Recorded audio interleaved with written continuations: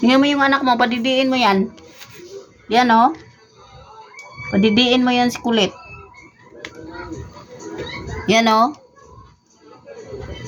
Padidiin mo. Tumbling-tumbling na si Kitty oh. Oh.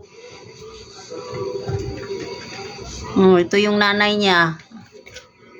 Ang liit ng mukha. Tas yung anak niya, ang lapad ng mukha. Yan.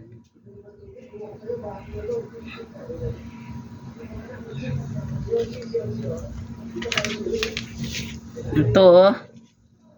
Ayan oh. Ayan oh.